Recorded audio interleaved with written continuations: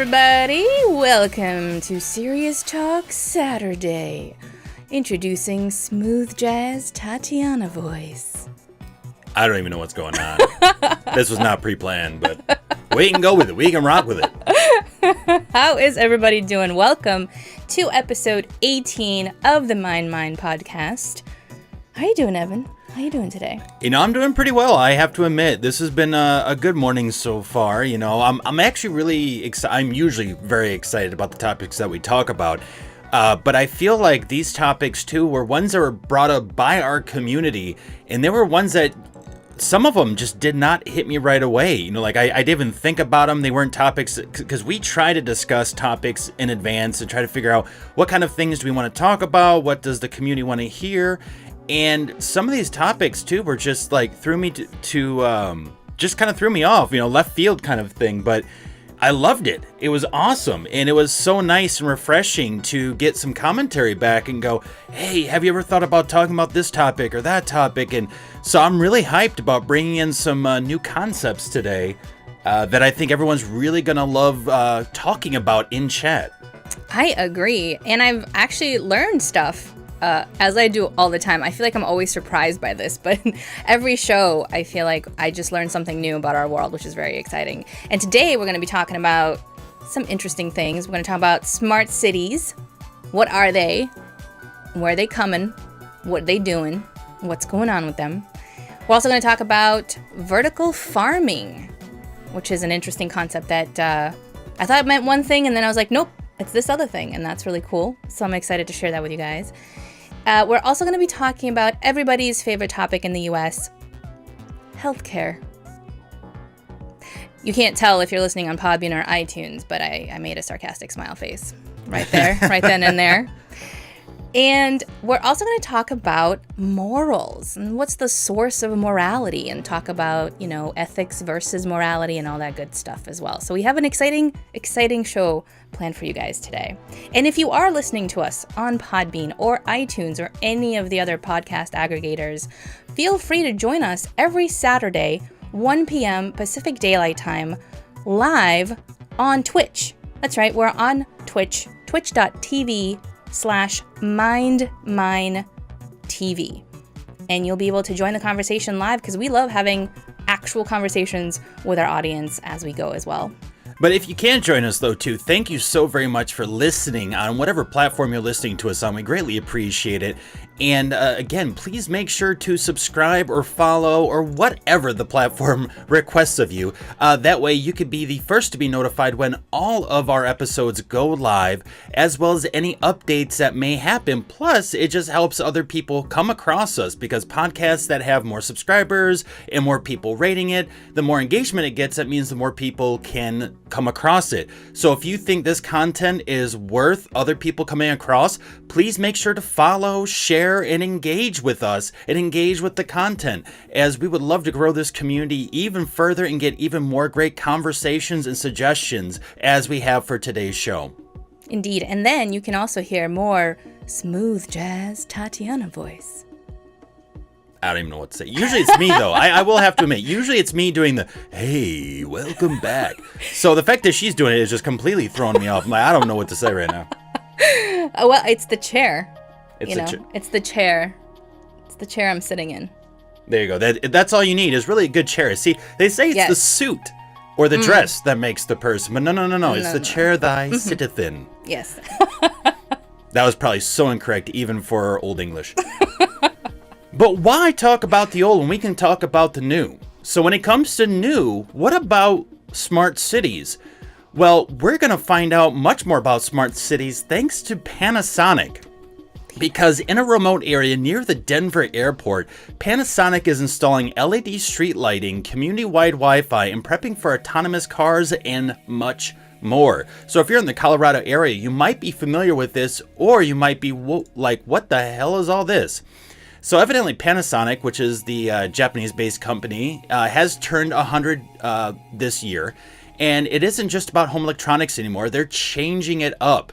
So first, they did the first sustainable smart town in Fujisawa, Japan. And this is about 50 kilometers west of Tokyo. and they built it on the site actually of an old Panasonic factory. So that's a very cool way of kind of celebrating the progression of your company, right? Out kind of not really out with the old and in with the new, but sort of honoring the old by bringing in some of the new, which is really cool. And basically, this whole town took about 8.5 years to fully build. So this has been definitely a work in progress. And the Sustainable Town, or Smart Town, opened in November of 2014, and currently it houses around 3,000 people. It's complete with renewable energy systems that can sustain the entire city for 5 whole days off of grid power. So if all of the power shuts down, they're still good for a business week. Yeah, that's right. Amazon Prime will still deliver. That's right. So have no fear. You'll get your Prime package on. And so what else is going on is that everything is IoT enabled. So homes, businesses, everything. So everything is linked up and connected in some form or fashion. And the cool thing is the city actually gives back from what Panasonic is saying. They're saying it delivers a reduction of 70% in carbon dioxide emissions. So that's great against fighting against greenhouse gases. And then it also returns 30% of energy back into the grid. So the energy it produces and uses, that energy, some of it, 30% of it to be exact, gets recycled back into the grid and reused once again. Also, they saw a 25% increase in home ownership value. So especially in the US, we've been seeing the decline of a lot of properties, depending on location and everything. We've been hit hard in the early 2000s as well.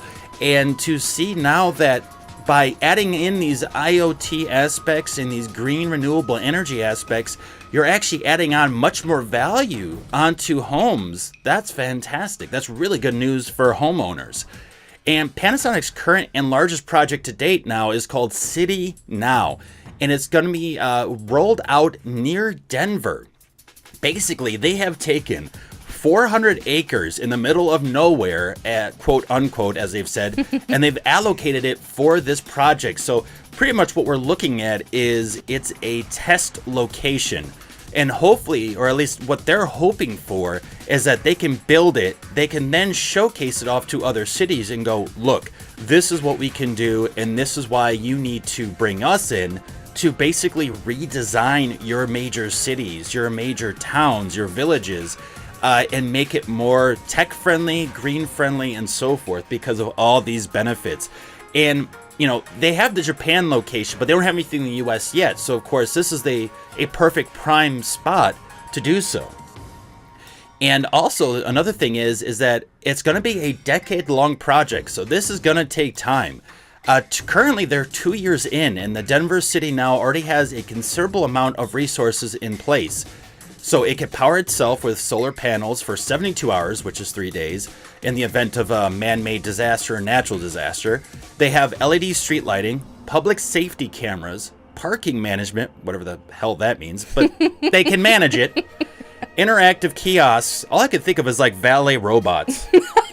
Like, I have no idea what the hell parking management means in that sense, but... Someone's just over there just telling you how to parallel park. Like, you're good. Just, okay, a little bit to the left. No, too far. Okay, just start over. It's just a computer doing that now. And they can't yell, hey, idiot, too close. They also have community-wide Wi-Fi. So they're 2 years in. I don't know how many people are actually living here. I didn't come across it, or if anyone is currently. But they already They're still building it. Yeah, it's about 10 years to build it and kind of right, which is what was just said. But I'm just curious because they already have community Wi-Fi. I'm like, what the hell they have? Who the hell are they providing Wi-Fi to right now? The construction workers. I guess the construction workers. They're living the dream, Hey. Check on. You can watch us on Twitch wherever you are in that smart city. There you go.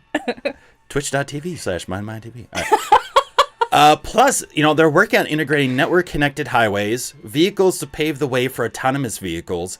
And this spring, Panasonic is actually going to roll out an autonomous shuttle connecting a nearby rail station to Denver City Now, which is smart. You might as well implement the pathways to get to said city and out of said city, because that's what people are going to look for in a location, really, is how is the commute? How can I get from point A to point B?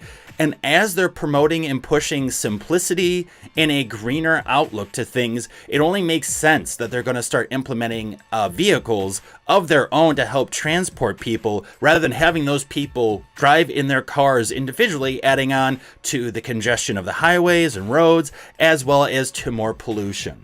Yeah, it's sort of like inviting somebody into your house. You just vacuumed, your rugs are awesome, and you're like, listen, take off the shoes, man. But don't bring that shit in here. Don't bring that dirt up in the house. Trying to conserve, you know, so that's smart. You know, it is good branding and everything, and just good for the philosophy overall of supposedly why they're building this city. Now, the big thing is why do we care? Besides that cool factor, the awe factor of like, ooh, technology, things, free Wi-Fi. You had me at free Wi-Fi. I don't have to go to a Starbucks. This is fantastic. There probably will be a Starbucks there, by the way. I'm pretty sure. That will never fail. But PC Mag puts it best in their article where they state, to survive economically through the next few decades, cities need to get green, strip out legacy tech, which is very true, and install the latest in IoT infrastructure, not just to save costs and ensure sustainability for the future, but also to win the reputation as a forward-thinking place to attract the right businesses, workforce, and residential population. Now, of course, it being in Denver too is very intelligent because Denver is a sort of tech hub. It really is. And so having it there with all the land that they have open there as well is going to be great. And it's going to bring in a lot more tech jobs. It's going to be able to employ a lot of people that are already there. So that is a pretty cool concept. And again, looking at the sustainability of the future, looking at how we can live better lives, not just through the health industry in the sense of what can we put into us or on us or whatever in order to help fight against things like disease and ailments or anything like that. But why not take preventative measures now before we even have to get to that point, right? So let's get, cleaner environments. Let's get healthier and safer environments that we can live in, which then will help us with, again, those health issues that many tend to face, especially coming from busy cities where they're, ingesting a lot of smog or fast food just because it's readily available there and there aren't, many farms, if you will, in the area that they can just easily get fresh produce from. And so this is all very beneficial, at least from the standpoint when you look at it overall of like, oh yeah, there's a lot of benefits. So, they're becoming more competitive, making the city more attractive. There's just a lot of, what sounds like really great things. Now, what I want to bring up though, and talk about is first, would we, so you in chat folks, as well as us, would we actually want to live in a smart city? Why or why not? Kind of what's our reasoning? But also, there are a few issues or potential issues that can come of this. So what are those issues? And we're going to highlight a few actually that CMS Wire has brought up, but actually a few of our own just from our own research as well. So first off, Tatiana, would you want to actually go full swing or full hog and invest into a smart city and be one like many of these in the, was it Fukusawa area? Fujisawa area, who have already jumped in and decided to live on the premise of this smart city? That's a good question. Would I want to invest? For sure. Would I want to live there? It's interesting, right? Because I feel like in some ways, not that we live in smart cities now, but if you're in an urban city and you have apps on your smartphone, you're pretty much kind of like going on that path, right? I mean, people deliver food to my house. People deliver groceries to my house. I can find anything I want on my maps. I can figure out when something is open, when something is closed. You can now control the temperature in your house, right? With like Nest or something. You've got your Alexas and you've got your Siris and your thises and thatses. There's even locks now that you can turn on and off, for your door and everything. So there's already like gadgets out there that sort of make our current cities a little bit smart in that sense, at least in the IoT enabled sense. Now, in terms of autonomous cars and parking management and all of that good stuff. Like, I think that's great to have. I feel like there will be potentially less accidents, less, people. I mean, it's sort of like being on the bus, except you're not on the bus, right? Like the car just kind of does it for you. And just having a lot more conveniences, that's always good, right? And these conveniences also have the added benefit of reducing carbon dioxide, making our environment more friendly, making our energy resources more sustainable. So there's all these benefits, right? But then, as people brought up in chat, for example, I believe Denise says, Denise DeGrease, sounds like George Orwell's 1984, right? Because you've got all these cameras and you have everything is interconnected. Right. Everybody will know where you are at any given time. How easy is it for something to turn into a prison, if you will, in some ways, because it's being controlled by not you, right? So there is that sort of like little fear is certainly in the back of my head, like, okay, wow, that's super extra interconnected. You're sort of in one way trading what some would consider your freedom to these devices, to these companies, to this city where it's running everything for you, right? But on the other hand, if it allows you to concentrate more on living a fulfilling life by taking care of some of this stuff for you, that's not necessarily a bad thing. And certainly the intent of Panasonic and these cities that agree to go through with this, it's not to be a jackass and put their residents into this digital prison, if you will. But it's hard to tell where, taken to its negative extreme, where it might lead, right? You look at Black Mirror, for example, and that entire show basically revolves around, okay, we have all of this cool stuff that allows us to do all these wonderful things at this, with this convenience, and it's great, except it can also be super detrimental for us as human beings.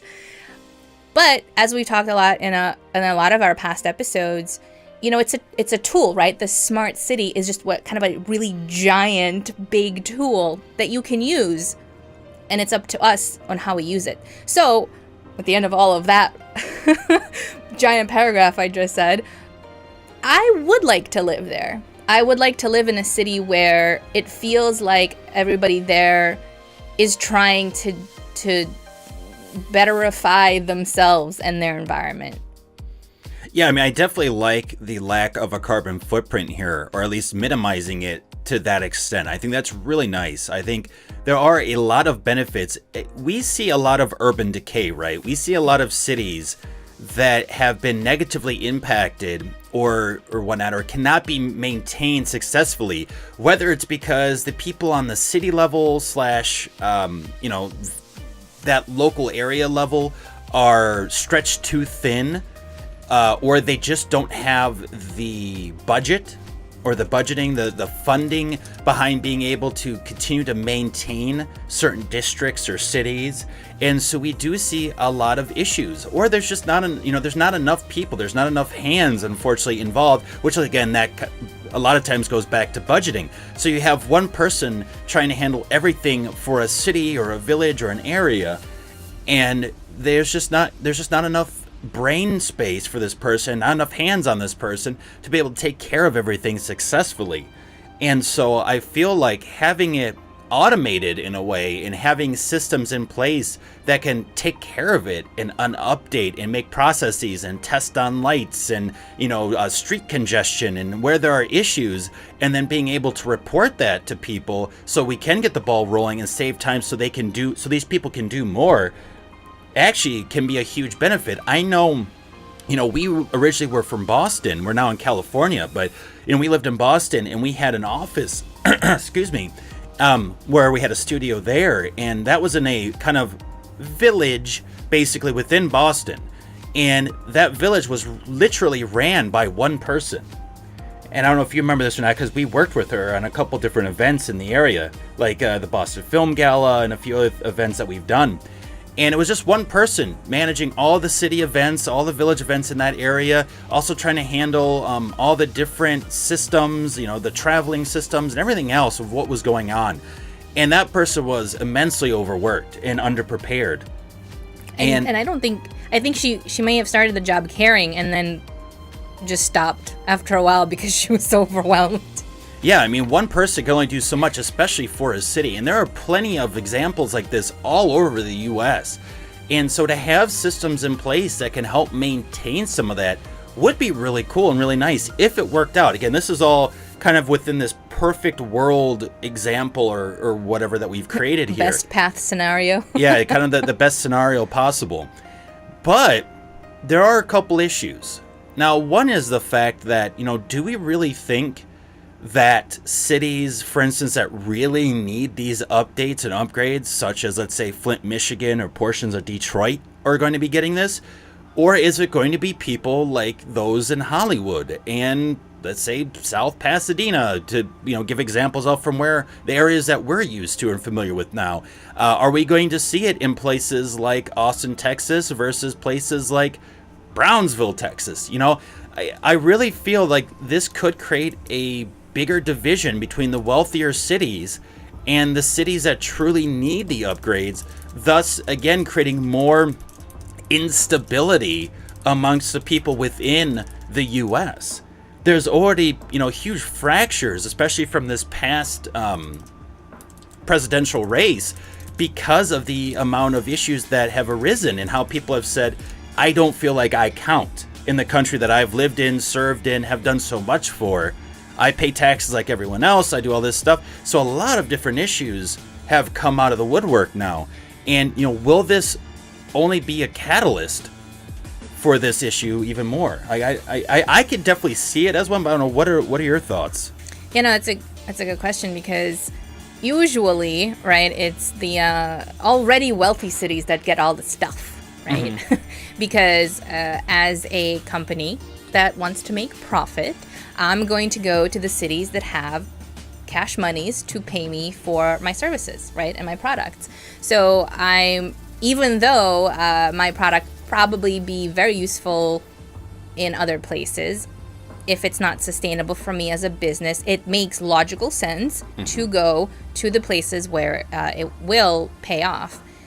That having said that, hopefully the payoff in some of those cities will be so large that they can then go ahead and share the wealth or with some other cities that might need it.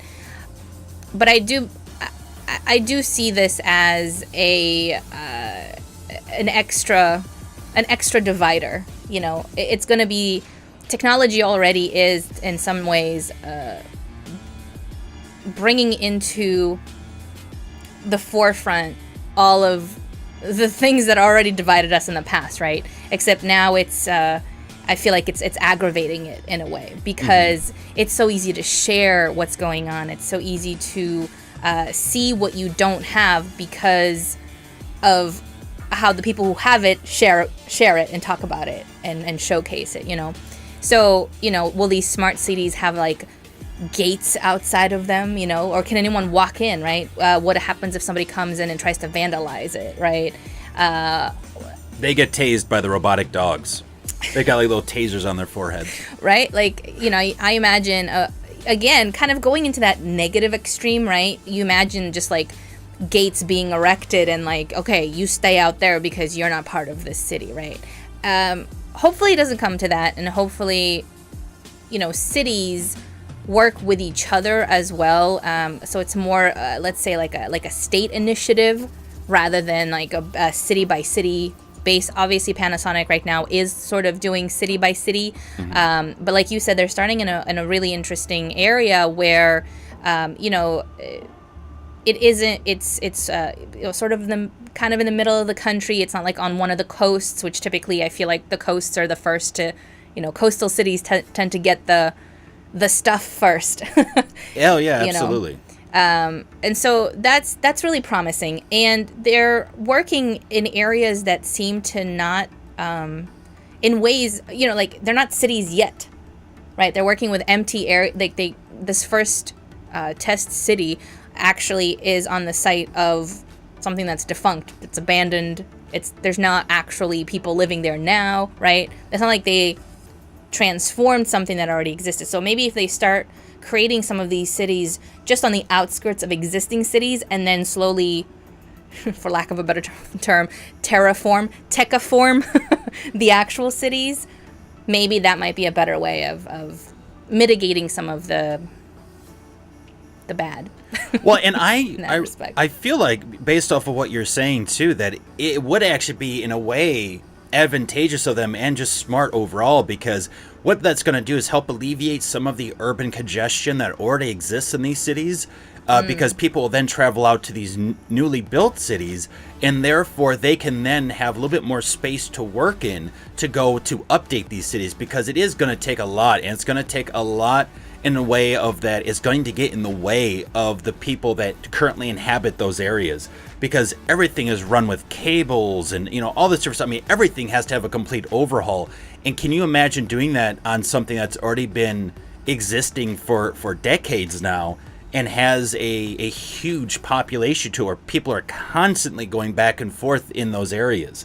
Right. And, you know, like if you had to redo a whole section of a town, what do you do with the people who live there or the businesses that are there? You can't just displace them and be like, all right, just go hang out somewhere for a few years. Like, I mean, we need to get this done, right? But, yeah. So that'll be interesting too. You know, I know how they talk about that they want to take out the legacy tech and everything, but to some extent, you know, I wonder how exactly they're going to do that without disrupting existing operations, if you will. Oh yeah. Well, another thing would be too is that it might actually be even more advantageous to build out some of these more decayed cities, because there are less people, because a lot of people now living or leaving these certain areas, so it's a little bit easier to get in and revamp. So that's something else for them to think about. And again, we don't really know overall objectives or anything like that. They're really just trying to test these smart cities first to showcase what they can do, and also for them it is a learning process.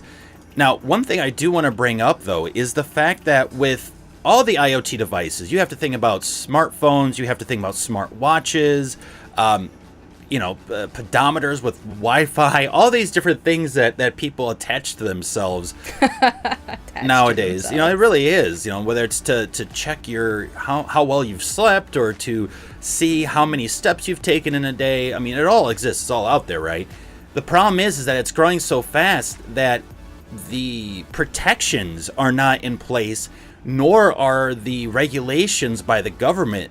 There's no regulations because it's so new and growing so fast that we aren't very well protected. So all these devices are out here, but we've seen in the past 4 or 5 years now where complete websites have been struck down because they use DDoS attacks or hackers have used DDoS attacks or other types of attacks through IoT devices. And then they have those IoT devices constantly bombard these websites and take them down. Yeah.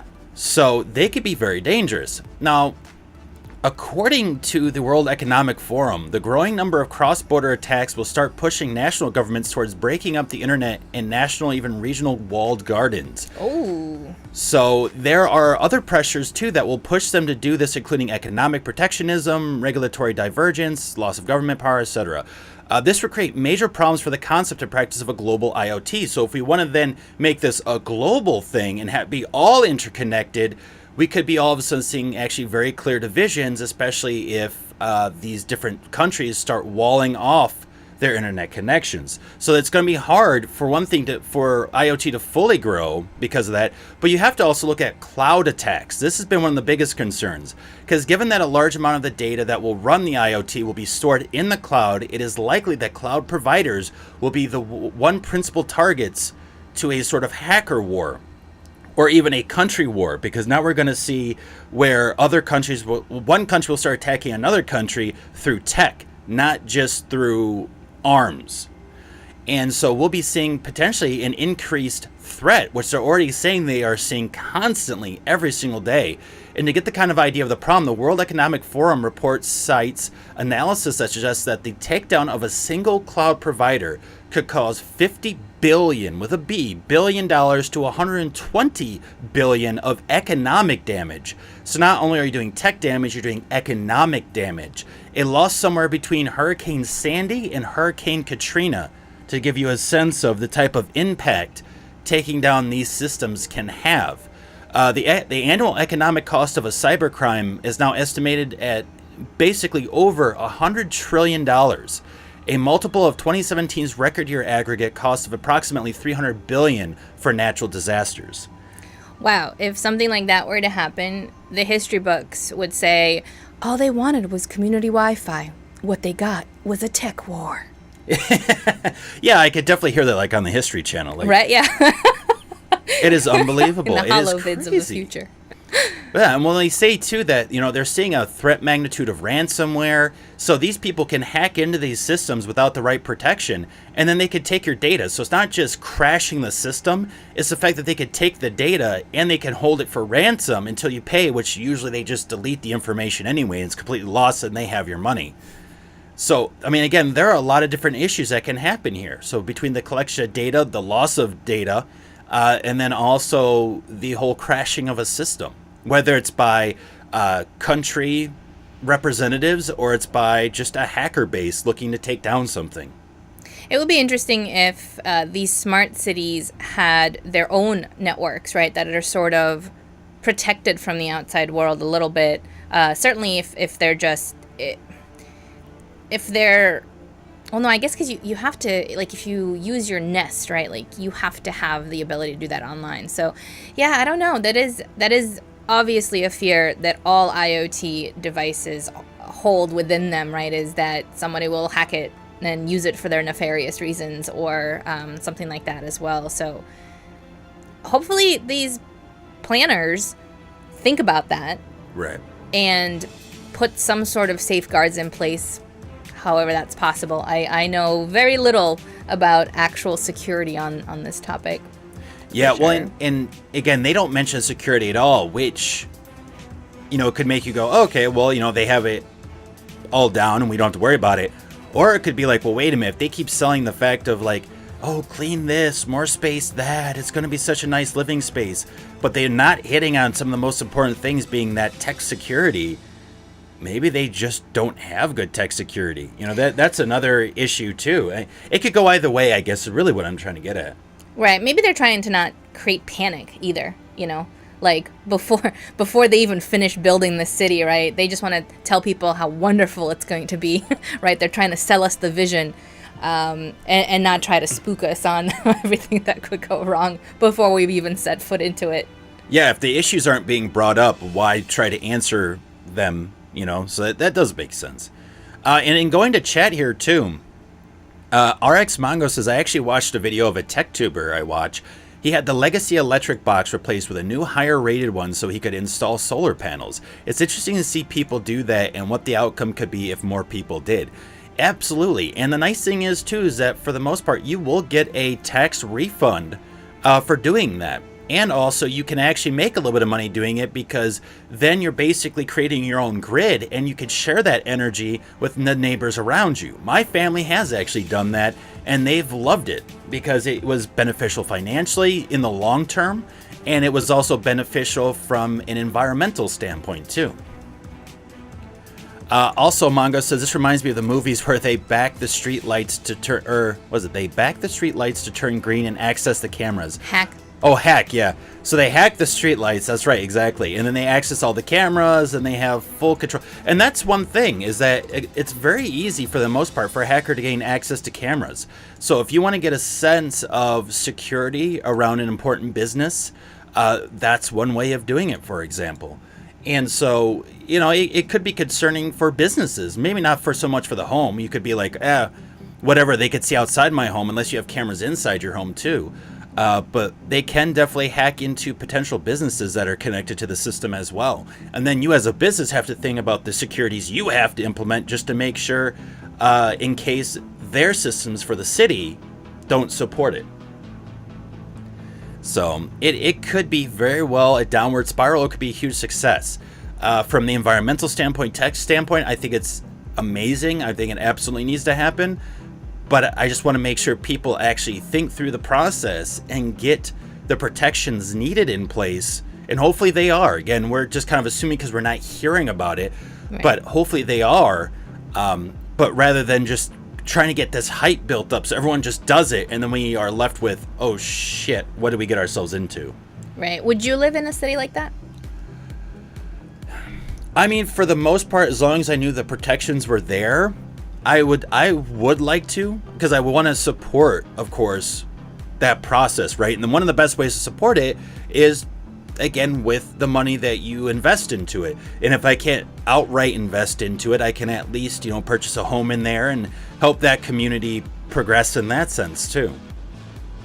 So, again, in a perfect world scenario.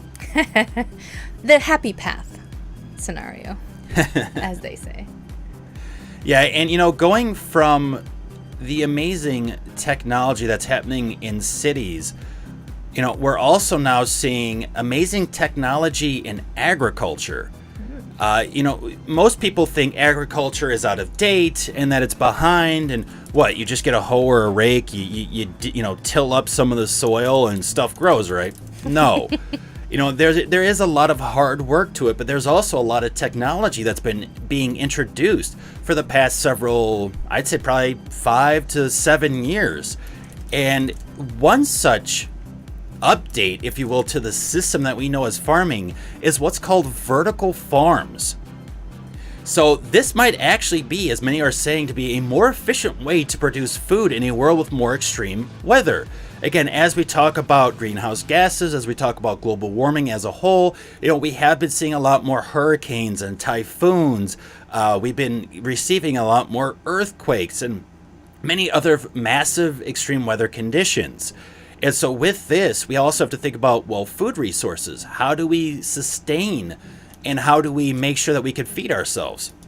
Well, vertical farming might be that method, says many scientists and vertical farmers. So what is vertical farming? Well, what it is it's indoor farms where plants are stacked in trays or shelves instead of laid out horizontally across larger plots of land. So already you can see that this is saving on a lot of space. And in these high-tech structures, plants don't rely on sunlight or soil, but actually rely on LED lights and minerals. So you're also cutting out rainwater as well as pesticides, which is huge for people who really support organic foods. And this one quote actually from Pinstrup Anderson, a graduate school professor at Cornell University, says, "We are kind of at the beginning of a revolution. We're at the beginning of a very rapid development in the use of indoor controlled facilities for producing vegetables and some fruits." Now, he says it's a revolution because for overall agriculture it's starting to be implemented, but it's actually nothing new. This type of tech has actually been around for decades via NASA, who they've been using it to grow plants in space already. So, why is it now all of a sudden gaining momentum, right? Well, the thing is that there is a growing demand for food for right now. The UN estimates actually that 50% increase across the entire globe for food demand. And there's a dire challenge that comes with it too, given climate change, growing need for water conservation. Here in the US even, we are already seeing cities and states really try to conserve on water, from Massachusetts to California, because of limitations currently. We always hear about the stories in Africa as well, but we're actually getting hit here in the US too. And so that's a huge note, is this water conservation aspect, as well as population growth in locales where traditional farming is either difficult or impossible. You could be looking at climate, population density. Now you can actually put farms into urban areas. Many people try to do these community gardens or these community farms, which are fantastic, but they're still not protected from the elements either. And so this way, you could actually fully control the environment and the growth of these plants. Now, vertical farms present a potential solution for a few different things. It isn't just to save space, so that is a huge benefit, because now it opens up more space for livable land, or just for other options, whatever your mind can set it to. Maybe more of these smart cities like we just spoke about. But it could be a more economical way of both producing food for a growing population and getting that food to the population that needs it. So for instance, instead of, we mentioned these urban areas where they can't get proper nutrients, and a lot of times they rely on fast food, or Little Debbie snack cakes, Twinkies, Right. Ho-Hos, Or whatever's frozen available. foods or something like that, yeah. Yeah, whatever's available at the local grocery mart there. now you can get real fresh food. This also helps out restaurants too, so they don't have to worry about losing a lot of food on the way there or it going bad in the next day. They get it fresh right off the stem, straight to their prep tables where they could prep it, put it into the food, and ideally get better tasting food too. So it affects the people overall in those cities as well as businesses too. And also the other thing to note is that, let's say for instance, Florida gets this huge chill, and so oranges aren't as plentiful. Well, guess what? Now you don't have to over rely on those oranges from Florida anymore. You can now get them from a local vertical farm potentially. Right. Because it's all fully controllable, and you can control it the way you need to for each plant, for each vegetable and fruit and what have you. And so that's huge. Also, what's great is that so you get these out of season foods, but what about foods that we just can't grow here? So we're relying on trying to pull it from another country to get it here, where that's a lot of shipping costs. That's a lot of cost then that gets added on to the consumer. So this can actually make food a little bit more affordable, more readily available, and again, going back to being fresher. Now, of course, vertical farms have a myriad of benefits for producing and indirectly distributing food, as we've mentioned. Plus, hey, no fertilizer runoff in the groundwater because you don't need fertilizer. You don't have to till the land, and they actually require a fraction of the acres and use only a fraction of the water. So anywhere between 90 to 97% less. Wow. That's massive. That's a huge amount of water conservation right there, especially. Yeah, I imagined when I was looking at some of these photos of the what I call bookshelf farming. They just look like giant bookshelves, right, that are sort of kind of stacked on top of each other. I looked at it and I was like, great, all you have to do is pour the water at the top, and then and eventually it comes down, right? It just trickles down. So I could definitely see where that water could be reused in some manner, or really just kind of, if you're using gravity to kind of pull it down, you can use it for multiple shelves, I guess. If that's probably not how they even do it, but that's the image that I got when I was looking at that. Oh yeah, absolutely. And as Chad says too, it's interesting to see how technology is the dominant area that is crossing over into so many different areas like farming. And Denise agrees, says bigger threat is still insects, though, destroying and taking out agriculture, right? Which in this case, it's fully protected inside of a building, and you don't have to worry about pesticides either. So you don't have to worry about the plants being destroyed by insects or pests, and you don't have to worry about the chemicals on your food and how they impact you or your loved ones. So that's really cool too. And RX Mongo says creating the right environment using tech to be able to grow different plants in unorthodox climates is pretty incredible, to be honest. You kind of think about it like it's almost similar to, in a way, the seed bank that's up in the up in the Arctic, if I remember right. I think so. Or is it North Pole, South Pole? I can never remember. I think it's not. I have no idea. But yeah, they have the seed bank and everything there, and that's stored with all the different seeds from all the plants all over the world, right? And that's the case if there's a major disaster that happens, whether man-made or natural-based, we would still be able to grow those plants that we need to rely on. Well, in this case, you're kind of doing that in a way, right? Instead of conserving the seeds for doomsday, you're actually growing the plants and protecting them and making them readily available whenever needed. There is a global seed vault on a frozen Norwegian island. Ah, okay.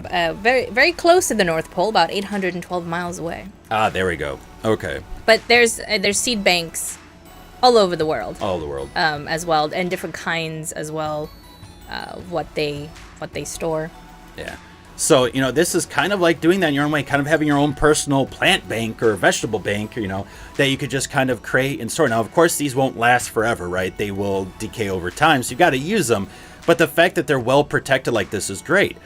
Plus, you have to look at another environmental factor, is that you're going to look at fewer CO2 emissions because of delivery trucks not having to do long journeys. So like we said, we're relying on the oranges for Florida. And if you're in Massachusetts, right, you don't have the right temperatures for oranges. But if you have some of these smaller vertical farms, you might be able to, let's say, for example, hypothetically, get oranges. Now, it might not be as much from Florida, but at least it's something that you can then still present to a community who is in demand of it. Yeah, and also just, this problem of undernourishment and hunger around the globe is actually a food distribution problem, right? It's not actually a food production problem. Right. Because in our present time, there is enough food produced worldwide to actually feed the population worldwide. The problem is there's lots of food, but it's only in a few little places. Well, you also have to look at the fact that a lot of these businesses want to control the price. And if there's a high demand for something, they want to try to limit the supply because then they can, have an excuse for why an avocado costs $2 a piece or $3 a piece for one avocado, let's say. Yeah, and the U.S. government has been subsidizing farms to not actually take harvest all their crops or use all their land.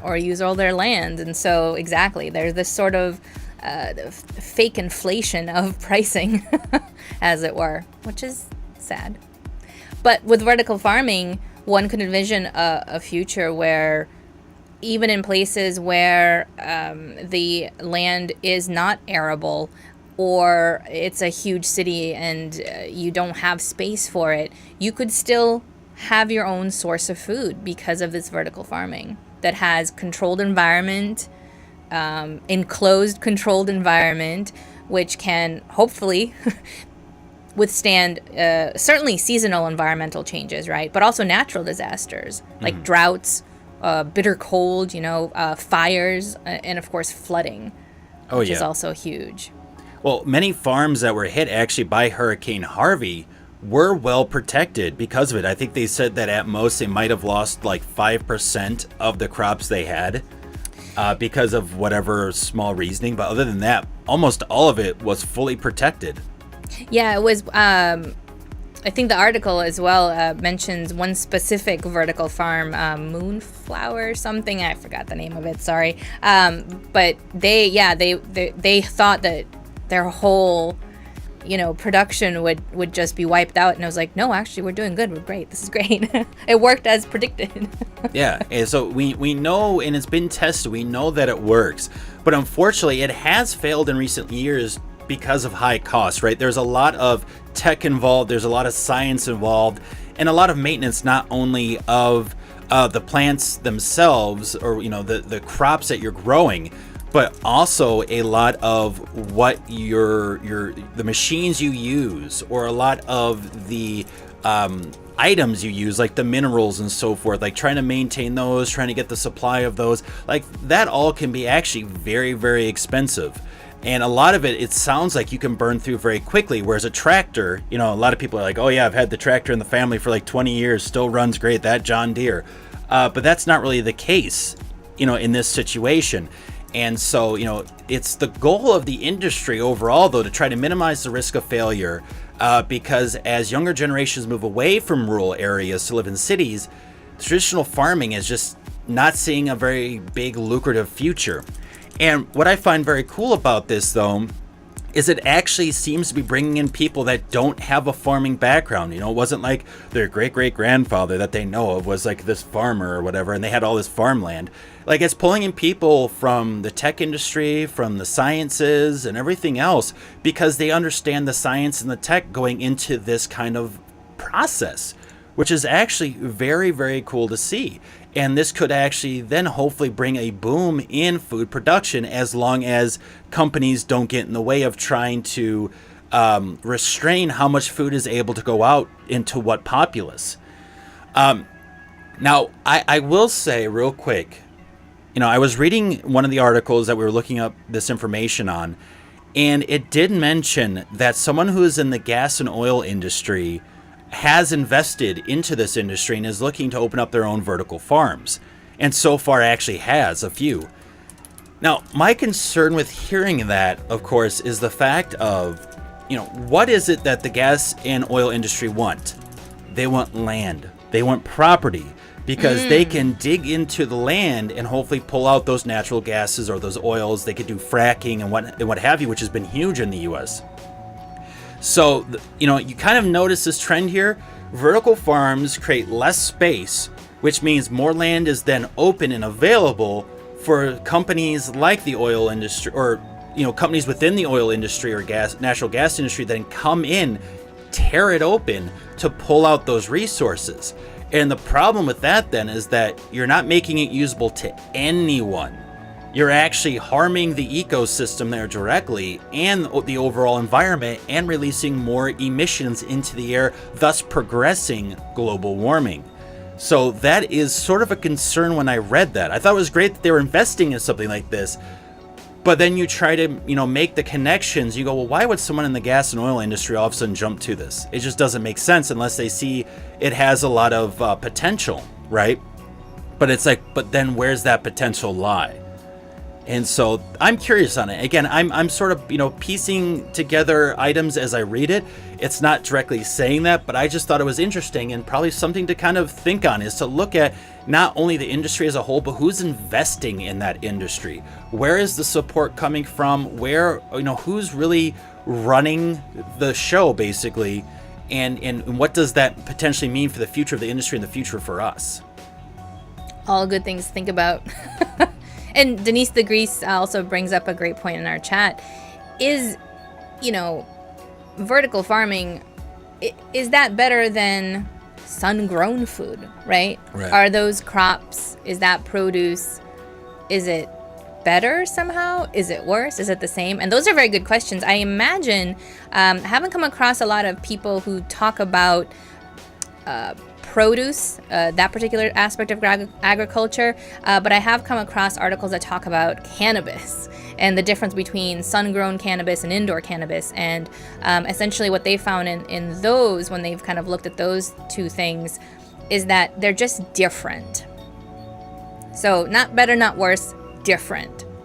And I would imagine too, because vertical farming is so new in a lot of respects, that it's hard to, at this point in time, really understand the impact, or really have a sense of how that type of produce affects us, or the consumers of it. You can certainly look at something and say, this is better or worse. This tomato is green, is redder and better and juicier than this other tomato. But who knows what's happening on a cellular level when you actually ingest that tomato. So it's a great question. I would say, as long as it creates something that's edible and doesn't kill you right away, it's a win, especially in places where food is hard to come by, or vertical farming provides you with the food that you wouldn't get otherwise. Mm-hmm. To me, that's a win for right now.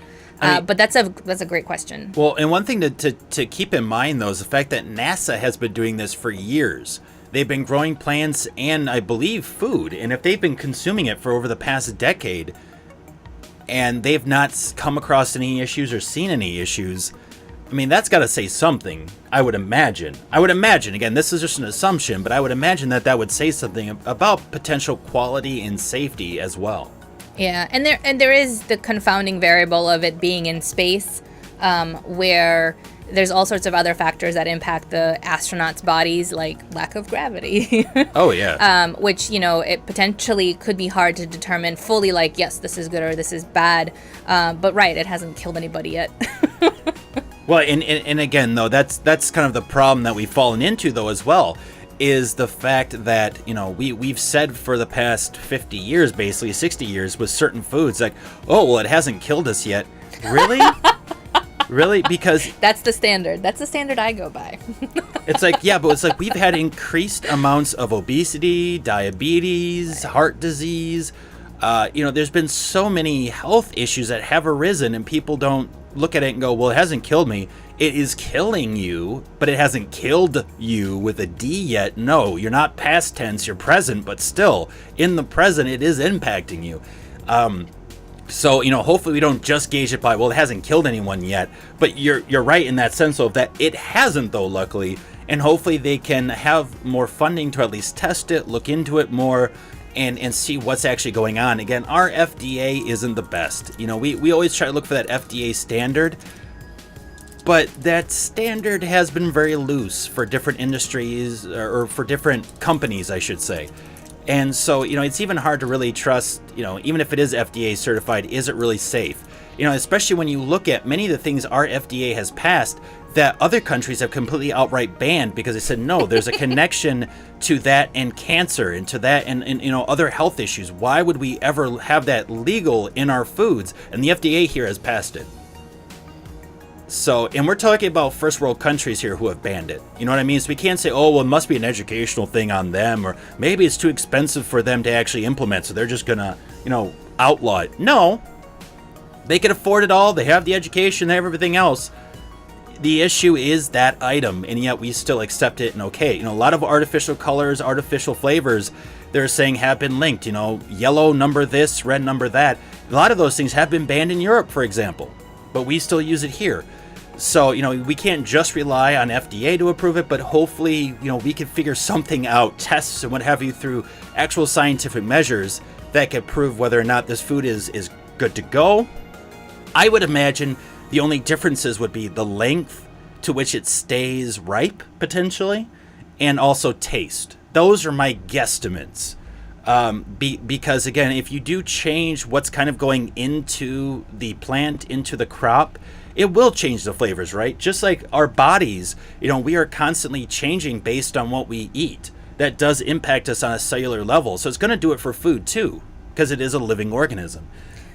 Right, but I mean, I'm sure that there's all sorts of crap that goes into our food right now from traditional farming, right? There's all sorts of the pesticides, the fact that something has to be organic versus not because all the other crap. There's packaging now that I see on things that I buy that says this is partially made by genetic engineering. So yeah. Even with traditional farming widespread right now, you're still seeing weird shit in your food, right? And so we might actually be able to trust the vertical farming better because at least it's contained. We know ideally what the hell is happening in that process, whereas with the farming process, anything could happen, right?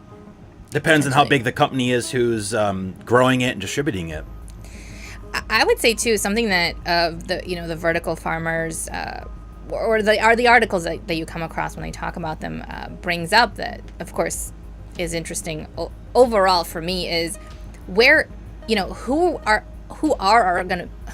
will be our future farmers, right?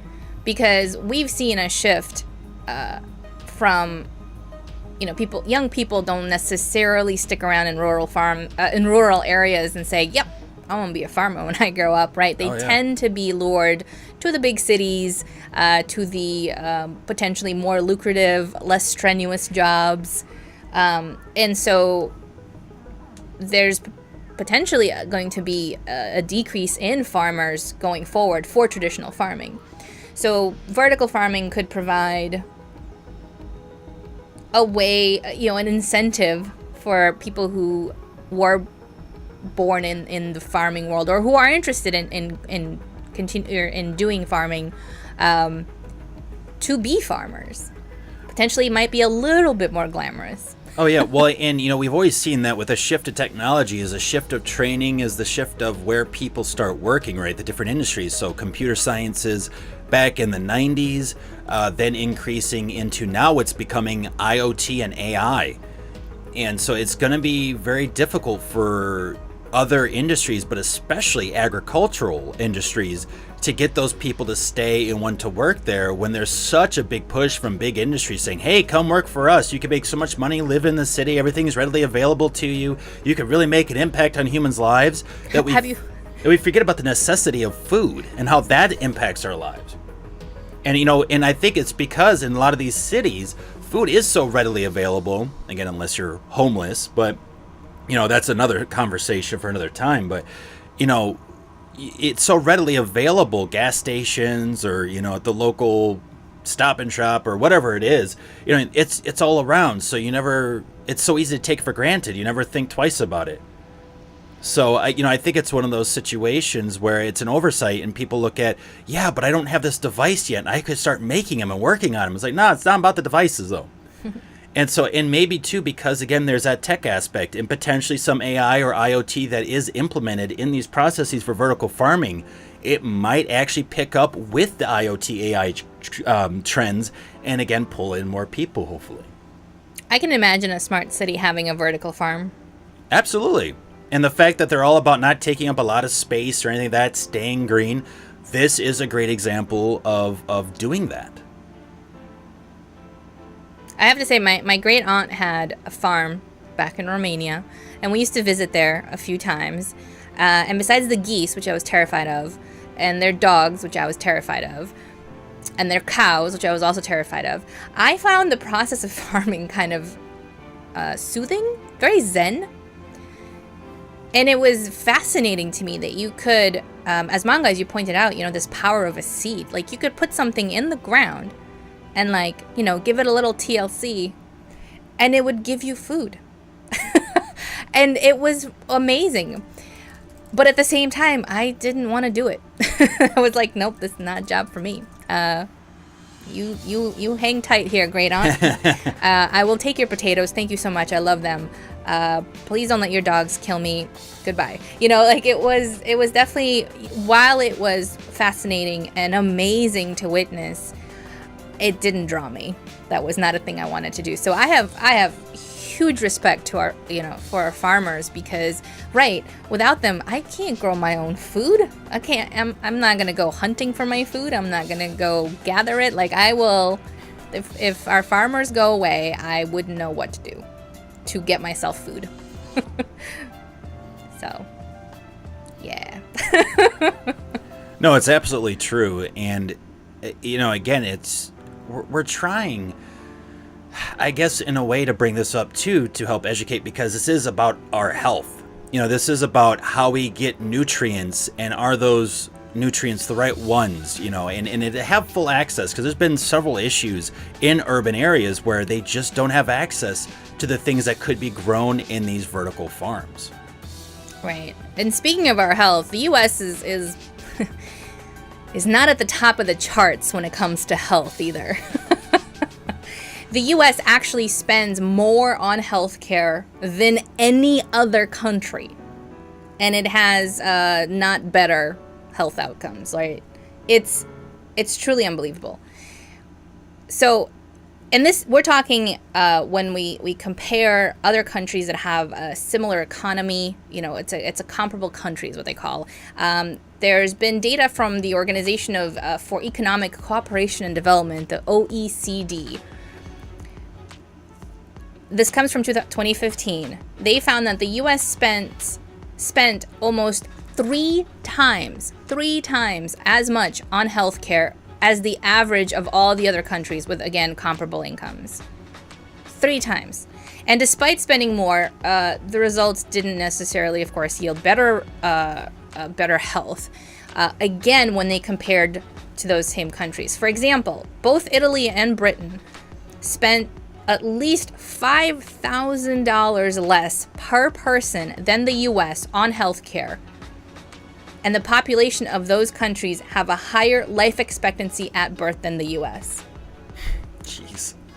So, and not only do we actually pay more for things, but there's less people in the U.S. that are actually covered by health insurance than in the other countries. The U.S. is the only, quote, wealthy country, unquote, without universal coverage, which of course is a main point of contention in the current U.S. healthcare debate. The Affordable Care Act, which President Obama signed into law in 2010, was a step in the general direction because it provided insurance to millions of people. And it was actually a move that echoed Massachusetts' healthcare reform of 2006, which successfully covered approximately 2/3 of the state's then uninsured residents. And it's 2010. That was only 8 years ago, everybody. It's only 8 years ago, right? And many nations like Sweden, Japan, the Netherlands, they actually provide the residents with a universal healthcare insurance plan. And of course, in exchange for free healthcare, a lot of the governments actually play an active role in creating the systems to help fund that free healthcare, right? So yes, the money has to come from somewhere, but it's the government that takes care of figuring out how to do it, right? Which would actually make sense on why, not to cut you off, but why actually a lot of people on the right side of the political spectrum don't like this, because the fact that they believe that many people, or many of these industries, or many of these sectors should be ran by businesses, independent businesses, separate from the government. And that belief is so strong that it has even impacted our healthcare. Yes, to our own detriment, unfortunately, I think. Because being uninsured, it means little to no preventative care, which is really key in actually letting you live a healthy, long life, right? It's not about, oh, all my teeth are falling out. It's like, yeah, well, maybe you should have gone to the dentist here and there and taken care of it, right? You don't want to wait until the last minute where something is going to blow up in your face before you take care of it, right? And that whole point of insurance is that you're able to get this preventative care before it becomes this explosion, this bomb waiting to go off. And because actually more people die in the US from preventable diseases or complications than in those other countries. We're number one. Yeah, we sure are. Fantastic. Fantastic. So basically what it is that, and I want to use this example because I think it fits well if you're not having a easy time trying to grasp the ridiculousness of paying too much for very little. So there was a Silicon Valley startup. It was a juicer startup, and it was a $400 juicer. Oh, so did it connect to my...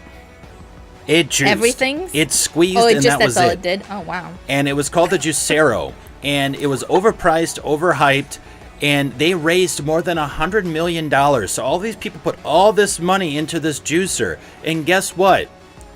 It juiced as well as a $50 juicer. So think about this. People were buying this juicer, the little amount of people that did buy it, they bought it for $400 because they were sold on it, they were hyped on it. People kept pushing it, oh, it's this great juice, it's this great thing. Oh, we have the best one than anywhere else, any other country, any other, whatever. And they ended up flopping. They actually ended up shutting down. This was reported as of September of 2017, because the hype wasn't all it was cracked up to be. People realized I'm not juicing any better. The what I'm drinking isn't tasting any better than this, shit juicer I could have gotten at a Kohl's or anywhere else for like $50 to $75. And so, we're now to expand out onto the healthcare that we have. We're paying billions of dollars into healthcare, well, millions of dollars into healthcare for sure. And we're being overcharged for basically shit. And that's really where we're at right now.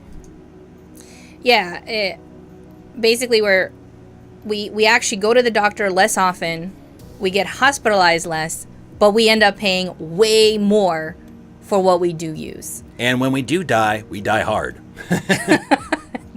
From preventable shit that we shouldn't have died from. Exactly. And you might be wondering, why do we pay so much then, right? Why do they inflate prices? Why do they, charge so much? Why do we have such expensive medical technology and prices for healthcare services that in other countries, the same goods go for less, right? Adam Gaffney from The Guardian puts it best. He's very eloquent, so I'm gonna quote him here. He notes that our healthcare system hemorrhages cash through useless billing and bureaucracy, which is the direct consequence of battles between our jumble of profit-seeking insurers. Which Denise agrees hit perfectly on the head in chat, too, about that. And the country's providers. And transitioning to a single payer could end this waste, saving about $500 billion annually. Billions of dollars. We were wondering, right, where to find a few million for the smart cities. I think we found some. I think we just found some right here. And also for our education. Oh, here's a few right here as well, right? It's insane. And some people that are maybe against universal healthcare, right? They often point at the high cost of healthcare right now, which is fake news. It's inflated. It's artificially created, is what I mean to say. As the barrier to it as well, because they say, well, without copays and deductibles, and if we're going to insure everyone, like, how can we possibly make money from it?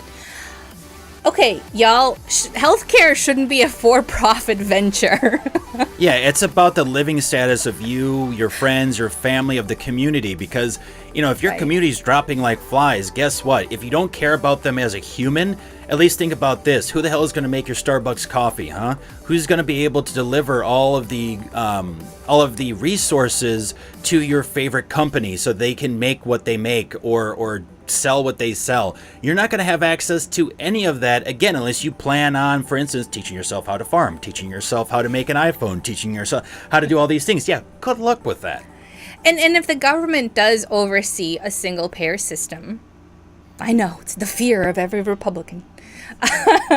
They would, of course, have to find ways of funding it.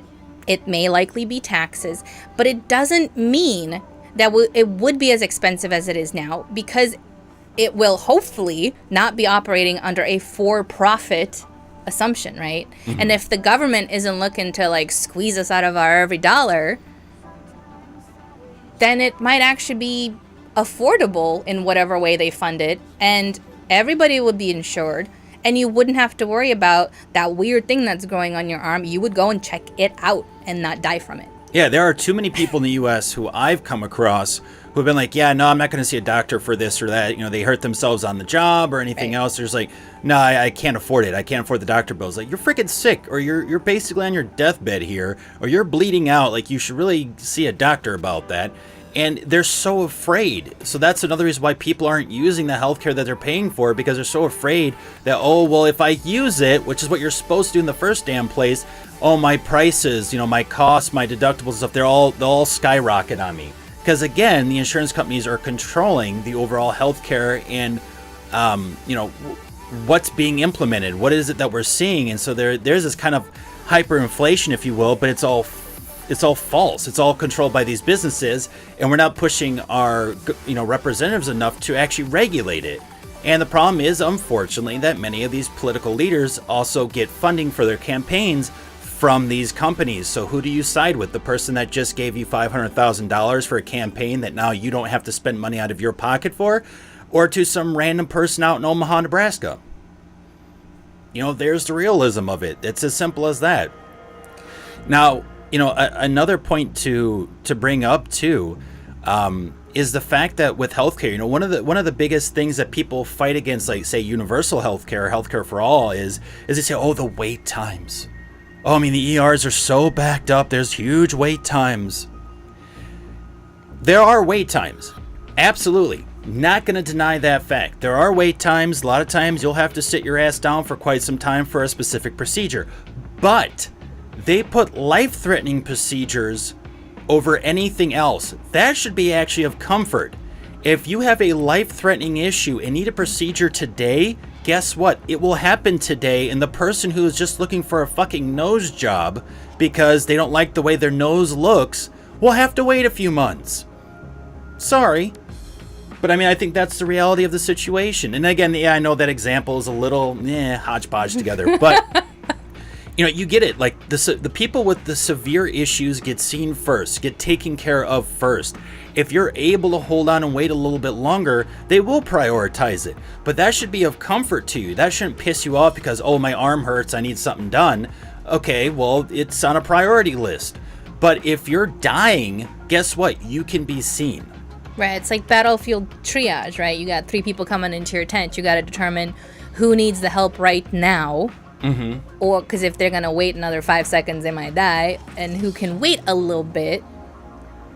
Yeah. It's that same thought. I mean, process. If you have, going off that battlefield situation, you have one person who has lost an arm in battle, another person who has passed out because they saw what happened and they went into shock. Well, maybe not say shock, but they passed out, right? They had a little bit of shock happen to them and they just kind of blacked out. Who are you going to want to take care of first? the person who's bleeding out, who is in shock in a severe manner because they've lost an appendage? Or do you go to the person who's just blacked out? You know what I mean? Again, depending, it's situational on all the specifics. I understand that. But you have to look at it like that. The severity over, okay, someone can wait a little bit longer. They're okay. They're stable. They will make it through.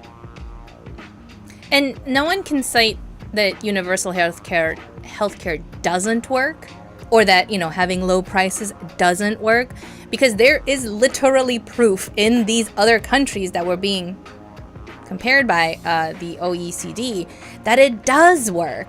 People are living longer. They're getting better. They're not only living longer, but they're living healthier, which I also think is a key distinction to make. Because you can live long with, a bunch of tubes connected to you and you're on pills and this and that. Or you can live long and you're more or less relatively healthy. Yes. And, Denise is giving some great information because she's actually been really hit from what she's sharing in chat from the current healthcare system in the U.S. She says, the problem with healthcare is that these greedy insurance companies are making billions. My deductible is $6,000. For the year, I've already put in $2,000. Paying cash for a visit is $90. With insurance is $120. She says, I was uninsured for 5 years, and when I went to my physical in February, they found stuff, so it does save lives. Now that I'm insured, and I have an open mind for universal health care. And she does say that either way, you really have to wait anyway, right? Because if you have 5 people bleeding out, you got to get to someone first, right? So that is going to naturally happen no matter what. And of course, though, Fuse does mention a great point, is that so long as people are sensible about why they're going to the hospital in the first place. Now, you have actually a great story. I don't want to put you on the spot, but you have a great story about I think it was a roommate or a friend in college who, had an issue with eating certain food and had to go to the ER and found out it was something else. Yes. Memories. Yes, it was a woman who... So it was freshman year, and it was just a few weeks into the college year, and, she kind of woke up, had these, weird pains in her stomach, didn't know what it was, got an ambulance, went to the hospital. It turns out it was just gas. She had been eating the food in the college cafeteria, and it just didn't sit well with her because I guess she was used to eating way healthier. Didn't really realize it, and had never felt kind of that stuff. And I don't know if everyone who's listening to us knows what I'm talking about, but you're kind of bloated and feels like stuff is moving, your stomach is making weird noises, and it kind of hurts, right? And whether it's because you're, let's say, lactose intolerant, you had some milk, maybe you're soy intolerant, you had some issues, whatever it is, something didn't work with your body chemistry. You had never eaten it before, and now you did, and now that's what happened. Mm-hmm. And it was in retrospect, funny, because she's like, I just had gas. I just had to let it out. When in doubt, just let it out. But an ambulance was dispatched for her. She had to go to the hospital. Doctors had to look at her, that kind of thing. I guess they ran some tests. It was intense. And, at the end of the day, should she have not gone to the hospital? No. I mean, it could have been something else. Obviously, how are you supposed to know? But at the same time, right, there are certain times where, not everyone's going to need to go to the hospital. But we should all be able to feel safe that we can go get our symptoms checked out without fear of how am I going to pay for this. Yes. Absolutely right. Well, and one of the biggest things that's hurting middle class and lower class is healthcare. Mental health being one of the biggest things actually getting hit, but healthcare overall. And we're already seeing long wait times, or people, even if people aren't even seeing wait times. That's the thing. People aren't even having to experience wait times because they can't even go to the hospital because they're so worried about the ER bill that comes in. Yeah, there was a period of time where I was uninsured, and it was a period of time where after I quit my job and did a career change where I was literally afraid to do that because I was like, I'm not going to have insurance. What am I going to do? And it's I never really had to go to the hospital. I wasn't I was fairly healthy, but there was that fear of losing my health insurance that like was definitely something that just stopped me in my tracks. I'm like, crap, what am I gonna do? And taking the plunge felt like I was jumping off a cliff. Financial also, but also the health insurance, because I imagined that if I ever had to go to the hospital, I would pay thousands of dollars, and what was I gonna do? And it was that fear, and I think that fear actually made me feel worse. You know, that also contributed to me feeling bad as well. Oh yeah, well, we just need healthcare reform overall, because our current system is complete utter shit. I mean, it really is. Not only is it expensive, but there are too many different side organizations and different, groups of people within each city and state who do different things, and they never like really shake hands, if you know what I mean. Like, they never really communicate. So one person's involved with this part of the process for you to get accepted for healthcare, and then this other person is supposed to process that paperwork, and then there's a third person that's supposed to then, get you all the information you need and everything else.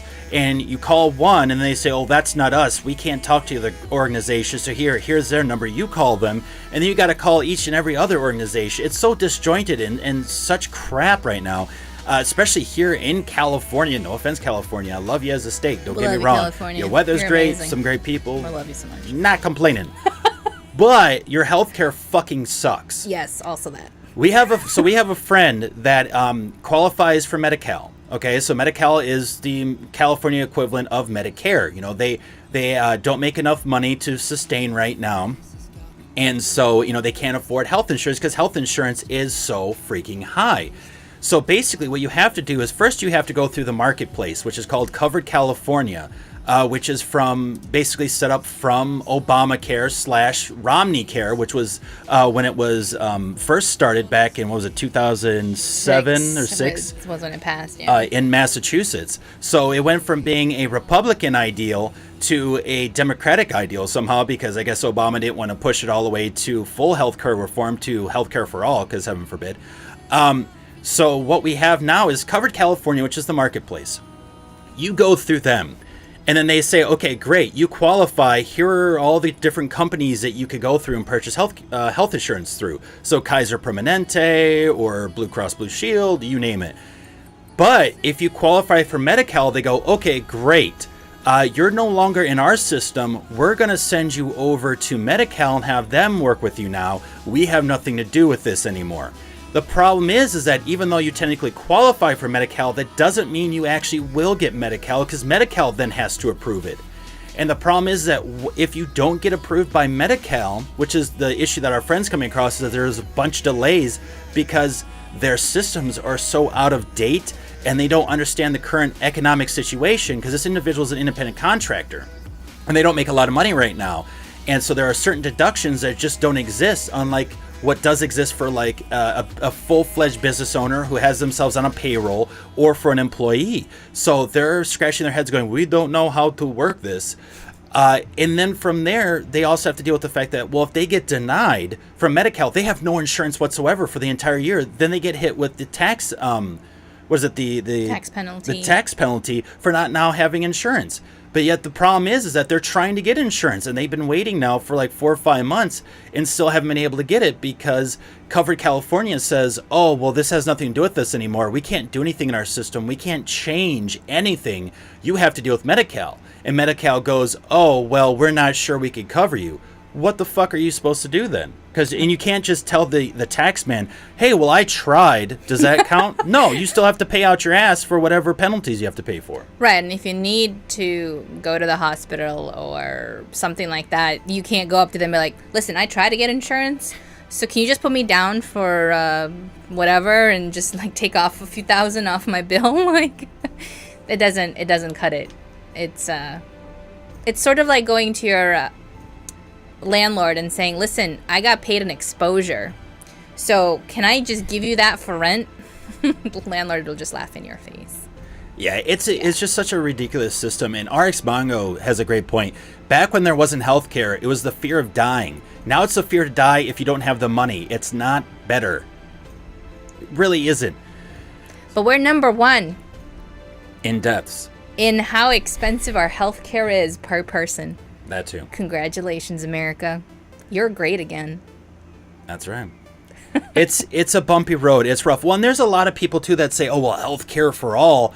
Well, I don't want to have to pay for some random asshole in LA and everything. I don't want to have to pay for their healthcare. I want to pay for me and my family. Okay, let me break down how insurance works.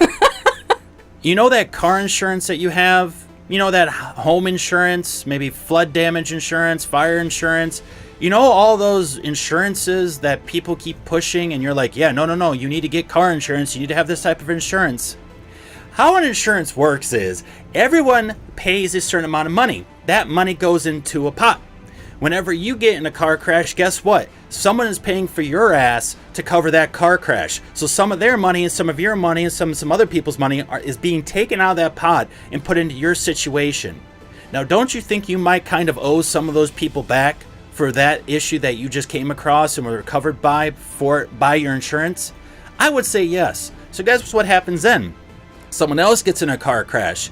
Now they take a little bit of money from you, a little bit of money from the other person, a little money from you and from so-and-so, and then give it back to this person. So the idea of insurance overall is actually a great communal thing to have, right? It's just that these businesses are corrupting the shit out of it and trying to make profit off of it, trying to make you pay as much as possible and paying out as little as possible. And then they try to convince you that, oh no, these other systems that are better don't actually work because you're paying for someone else. You're already paying for someone else. You're actually paying more for less now, though, too, because of these companies that are telling you that crap. And that's not the facts of it. The fact is, any type of insurance, you're putting in money and you're ideally paying for someone else, but someone else is paying for you, so it all equals out in the end. I hear what you're saying, but as a man, I don't want to have to pay for women's birth control, okay? Damn. It's nuts. Like all these like stupid excuses and everything else. Well, I don't think why should I get charged for that? Because someone else is getting charged for your ass somewhere else. Pretty much. That's just how it works. That's what insurance is, everybody. So if people don't understand the sense of insurance, they're going to use that excuse. But it doesn't work. It doesn't make sense. And it's because, and I'm not saying those people are stupid, but they need to be better informed, especially if they're going to get so worked up about it and think that they're getting negatively impacted for no apparent reason. Well, society doesn't create our morality. But you know what? Neither do individuals. It turns out that children actually can instinctively distinguish between morals and just a bunch of rules. Now, to begin with, and make sure that we're all on the same page, we want to talk about how social convention and morality are two different concepts, right? Get your philosophy hat on. Wow. Get your philosophy hat on, kids. There you go. I speak English every once in a while. Get your and now ethics and morals do relate to the sort of this right and wrong conduct. And although sometimes they're used interchangeably, they are different as well. Ethics actually refer to rules provided by an external source, like codes of conduct in a workplace or principles in religions, right? Whereas morals refer to an individual's own principles regarding right and wrong. And morals are independent both of religious rules and social convention. So in his book, Education in the Moral Domain, Larry Nucci, who's a psychologist at the University of Illinois at Chicago, argues that there are three areas that encompass social behavior, right? There's the personal domain, then there's the domain of social conventions, and then there's the moral domain. And we're going to break these down for you guys. So the first area, this personal domain, is subjective, in that individuals have preference for one thing or another that has no objective standard of measurement. For example, there's nothing objectively better about liking sofas over armchairs, right? Or cats over dogs, or green versus red. Mm-hmm. All right, that's the personal domain. Then the second domain, the domain of social conventions, it is arbitrary. And the rules could have been different, and it wouldn't make any difference, right? And sometimes it depends on like what country you were born in, like driving on the left side of the road instead of on the right side of the road. So that's the domain of social conventions. And then in the third domain, in the moral domain, behaviors are intrinsically right or wrong. And Nucci concluded this because of children. That's right. He found in a study that children instinctively distinguish between these three domains, and they always identify morality with those particular actions that have an intrinsic effect on the welfare of others. They understand that basically harming another being is wrong, and like acting fairly is right. Nobody needed to tell them that. They don't need to, nobody told these kids that harming another person is wrong. They just seem to know it as a matter of course. This concept of human welfare, fairness, the rights are inherent. They're not socially conditioned or constructed, because children everywhere, worldwide, globally, made these same exact distinctions and did so without like rules telling them that it was so. Now, religious commandments, social conventions, codes of conduct, they can help you in making moral decisions, but they aren't a substitute for your own ethical judgments. They don't preempt the need to make ethical decisions that don't have any obvious answers or present conflicts. Codes, laws, all of this, that they can only kind of suggest a course of action, but they can't mandate a good or moral or just one. So what are all these like inherent morals that we're all talking about that Nucci kind of discovered were universal throughout the world when he was chit-chatting with these kids? They have to do with basically not engaging in negative behaviors when it comes to the following: welfare and physical harm, like pushing, shoving, hitting, killing. Psychological harm, hurting another person's feelings, ridiculing, name-calling. Fairness and rights, like stealing, breaking promises, not sharing, or destroying others' property. So not engaging in negative behaviors with those things, but instead engaging in positive behaviors. Helping another person in need, sharing, donating to a charity, that type of thing. Universal health care, that kind of thing. So it turns out that morals don't seem to be a pick one, pick three, pick whichever ones you feel like picking. It's like kind of all or nothing. It comes like as a bundle. It has to do about the welfare of others and how intrinsically you feel about that. And we seem to be born knowing the, quote, right answers to morality, right? Clearly, some people choose to forgo those or work around them when they create things like social conventions or religions, right?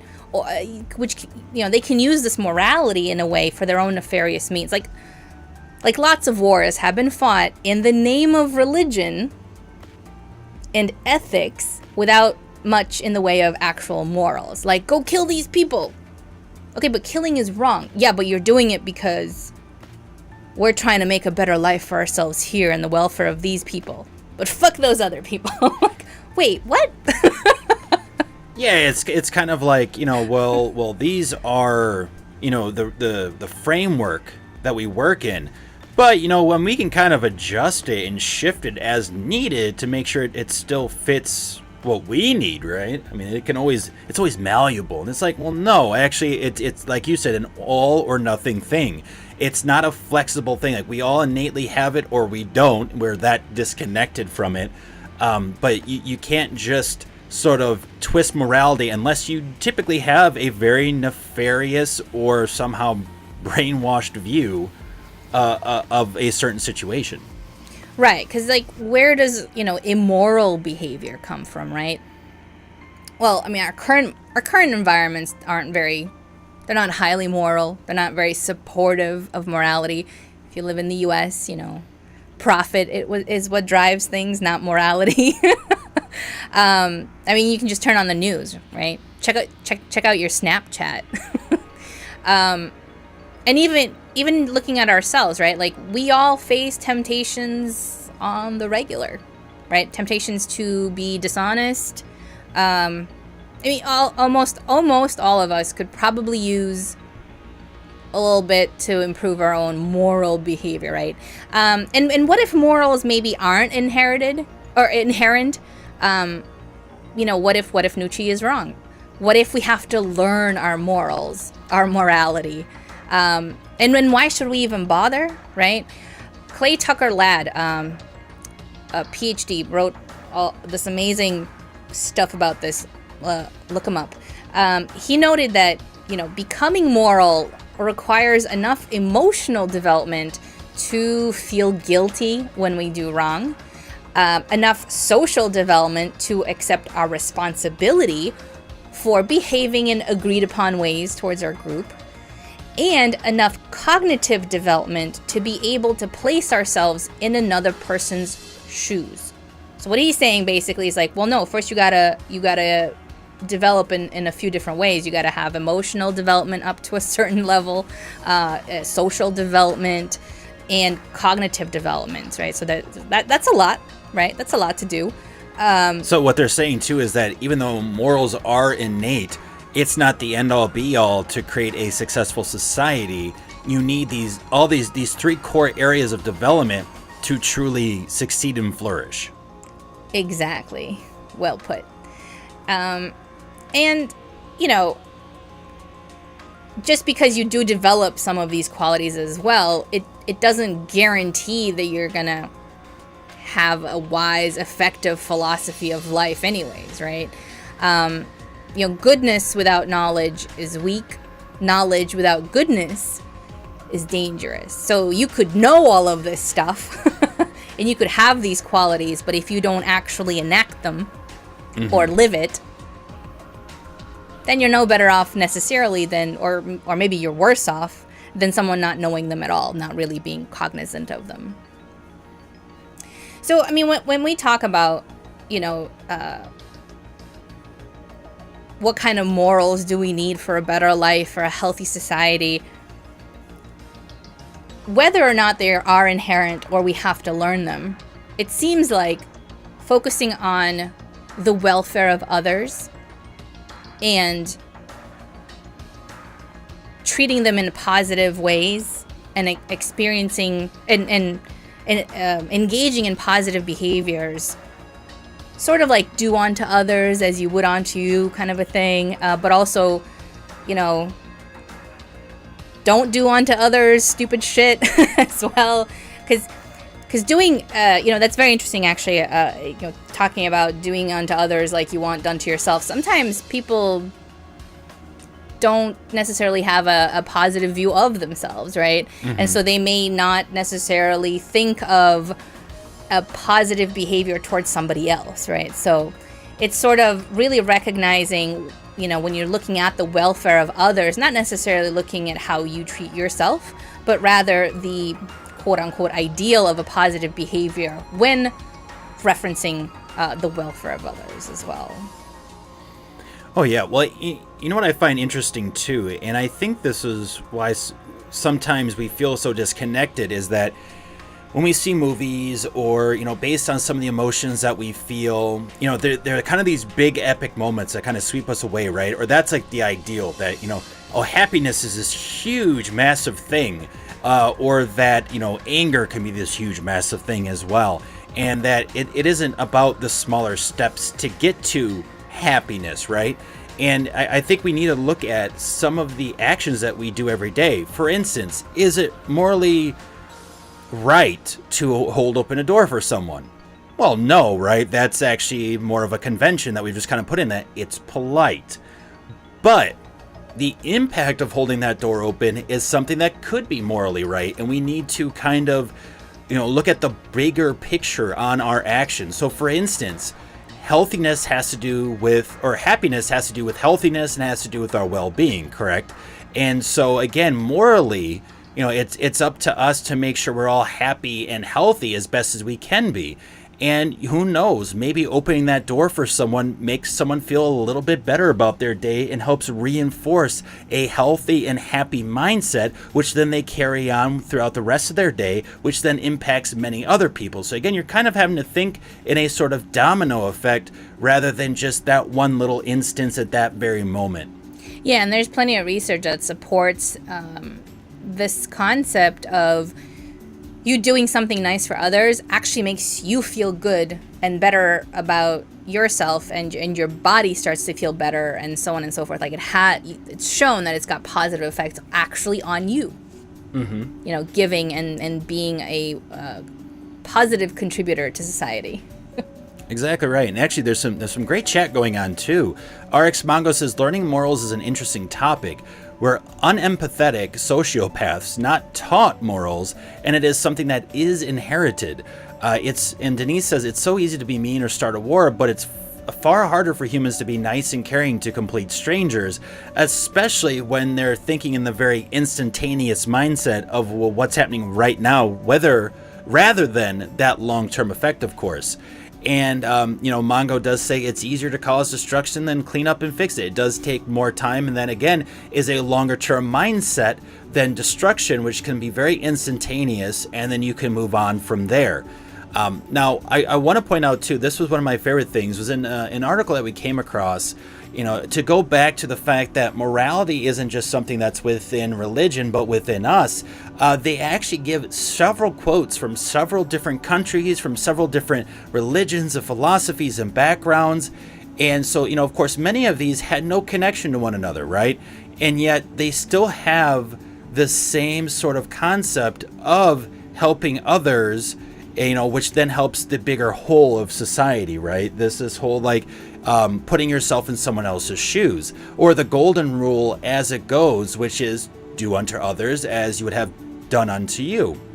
So I'm going to read just a few of these to show that no matter what background you have, some of these moralities or morals do come through and seem to be very innate. So for instance, Jesus Christ on the Sermon on the Mount says, "Therefore all things whatsoever ye would that men should do to you, do ye even so to them." In Judaism, "Thou shalt love thy neighbor as thyself." In Islam, "No one of you is a believer until he loves for his brother what he loves for himself." You can also look at Confucianism. What you do not want done to yourself, do not do to others. Buddhism, "Hurt not others with that which pains yourself." Hinduism, "Good people proceed while considering that what is best for others is best for themselves." You can also look at secular groups such as humanists. "Every person has dignity and worth and therefore should command the respect of every other person." The communist motto, actually, "From each according to his ability to each according to his needs." An Indian saying, "Don't judge others until you have walked in their moccasins." Oh, moccasins. I have some. Right, so they're all focusing on the welfare of others, right? So thinking outside of yourself even, but it's your actions or lack thereof in some instances against others, which makes sense. Like when Nietzsche was talking about the kind of inherent morals that we supposedly have, it has to do with not engaging in certain behavior. So it's sort of in a way not necessarily not taking action, because holding the door open for someone is taking an action, but it's taking it's about not taking a destructive action, and instead of taking a constructive action, as it were. Mm-hmm. As it were. Infuse mentions too in chat is that to educate a person in the mind but not in morals is to educate a menace to society, and he says that is actually a Teddy Roosevelt quote that he really likes. And that's a good point, too. Even though we say that morals aren't something you teach, but something that's inherent in you, you could still be desensitized to listening to that voice, right, in the back of your head telling you you shouldn't be doing this. There is a way to train your brain to kind of just move past that and not really feel. And, sometimes it is important to kind of re-educate yourself or to remind others of being able to trust in that kind of moral compass and not just throwing it to the side. Right. And I think, we all have a little gut instinct voice thing going on with us all the time where we know when we're doing something that maybe isn't the best to do for whatever reason. But we still go through with it, or we hope that we don't get caught, or maybe we even there's a thrill of victory when you do something that is immoral and nobody calls you out on it, right? But I see this in our cats, right? Like, we have 2 food bowls. One is for one cat, one is for the other. They know this because when we set down the food bowls, they go to their food bowls. But when one cat isn't around, the other cat will go to the other food bowl. And as soon as I'm like, hey, don't do that, they're like, oh, I'm running. It's like, they know. So I feel like it's almost inherent in like all animals, even, this sort of like social welfare, thinking of others and not stealing from their food bowl. Or at least the basic understanding of like territory, and that sort of respect of territory still exists there. And there is a then deeper connection to that sense of morality. Exactly. And yeah, I know when we were at one point talking about this topic about, the happiness thing. And it's like, you don't necessarily, in theory, your morals aren't there to make you happy. They're there to make society function in a healthy manner.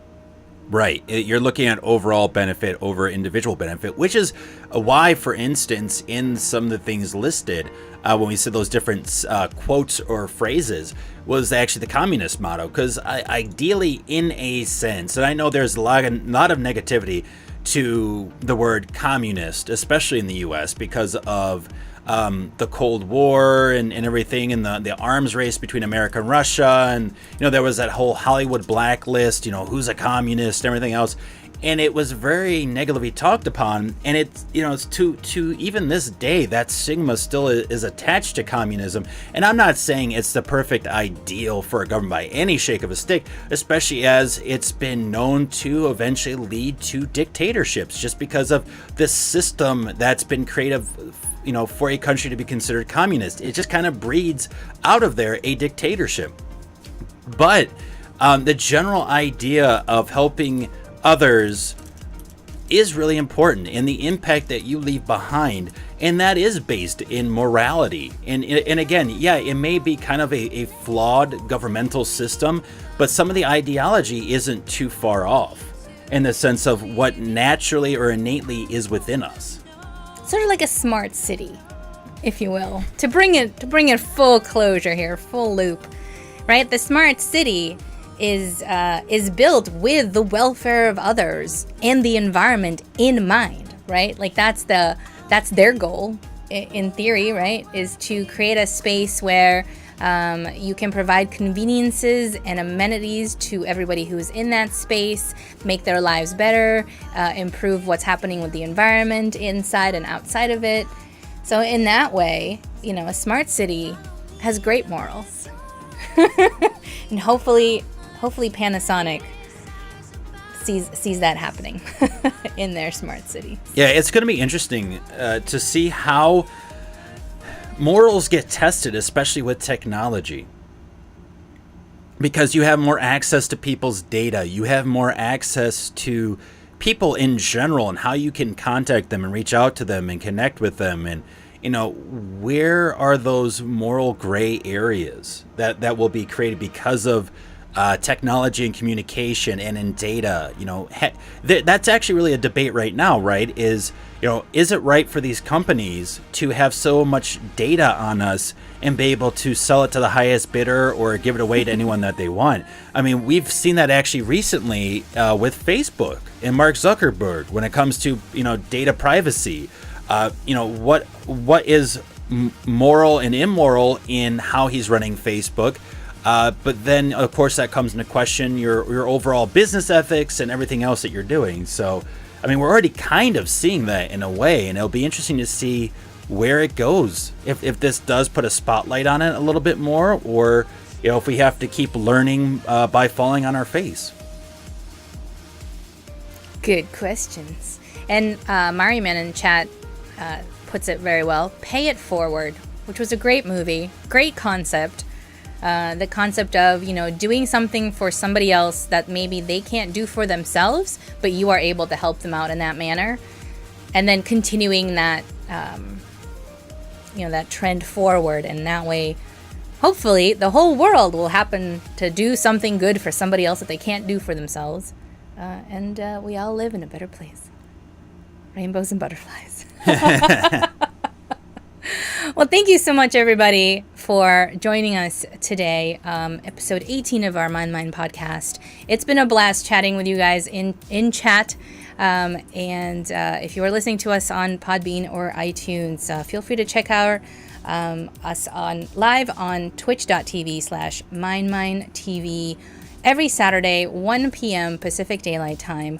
You can also check us out on YouTube. We release the episodes from the previous week every Tuesday. So come check us out. That's right. And we also do not just this talk show, but we also do game streams. So if you are interested in live gaming, again, we do this also almost every day, Monday, Thursday, Friday, even sometimes on Saturdays, because today, for instance, at 5 p.m. PDT, we'll be playing more of Rise of the Tomb Raider by Crystal Dynamics, because, of course, the third installment of the story will be coming out September 14th of this year. So, we want to make sure to dive into that story before we fall too far behind. And so if you love video games, make sure to also join us on Twitch for that, or on YouTube, where you can subscribe for free and check out all of the content we've been putting out, whether it be from our talk show, from our game streams, or from some of our special unboxings and other special pieces of content that we are constantly putting out there for you. So with that, thank you everyone in chat. Thank you for jumping in and conversing with us. And thank you to our community, especially Crazy Doc, Fused Fury, and Denise the Grease. Thank you so very much for your suggestions for today's show. We really greatly appreciate it. And because of you, this has been a fantastic show. So thank you so very much to all of you who have been involved and engaged and helping the talk show out and telling us what you want to talk about, what you want to hear. So thank you so very much for your involvement. We greatly appreciate it. Until next time. See you guys later. Have a good one, all.